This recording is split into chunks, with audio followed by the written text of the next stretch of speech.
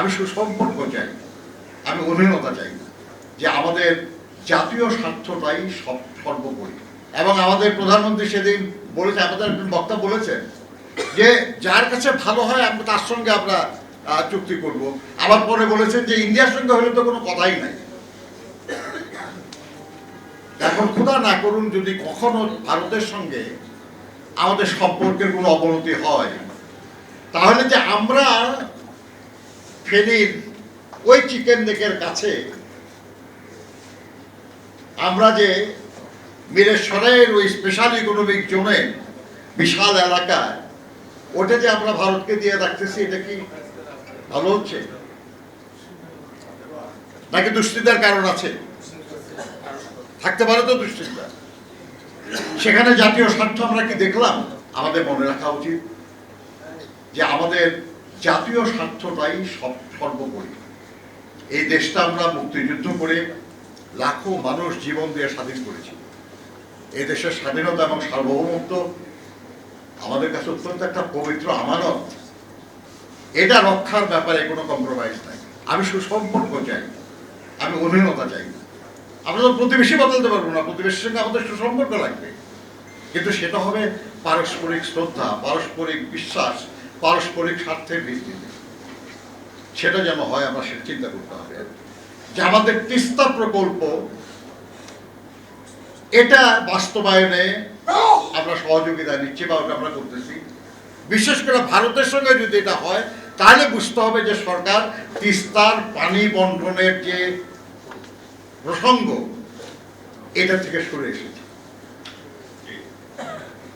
কারণ তিস্তার পানি আসছে না বলেই নেই এই প্রকল্পের চিন্তা। কালকে যদি আমরা তিস্তার পানি আমাদের ন্যায্য হিস্সা আমরা পাই, তাহলে যে প্রকল্পের কথা আলোচনা হচ্ছে সেটা তো প্রয়োজন হয় না। তা এখন যদি এই প্রকল্পের জন্য আমরা যদি রাজি হয়ে যাই, তাহলে ধরেই নিচ্ছি যে আমরা পানি পাচ্ছি না। তাহলে বর্ষাকালে যে পরিমাণ পানি আসবে কিংবা যে বৃষ্টির পানি জমবে, সেটাকে রিজার্ভ হয়ে সঞ্চয় করে সেটা দিয়ে আমরা পানি বিভিন্ন জায়গায় সঞ্চালনের ব্যবস্থা করব। এটা হলো তিস্তা প্রজেক্ট। আরে ভারতের একটা রাজ্য হলো পশ্চিমবাংলা। সেখানকার চিফ মিনিস্টার মমতা ব্যানার্জি মুখের উপর বলে, চিৎকার করে বলে, চিঠি দিয়ে বলে যে আমার রাজ্যের লোকের পানি দরকার, কথায় আপনি অন্য কোথাও পানি আমার সঙ্গে আলোচনা না করে দিতে পারবেন না। নগদের কাছে সব গ্রাহকই প্রিয়, তাই তো সারা দেশে ক্যাশ আউট চার্জ সবচেয়ে কম। আমার দেশ একটা স্বাধীন দেশ।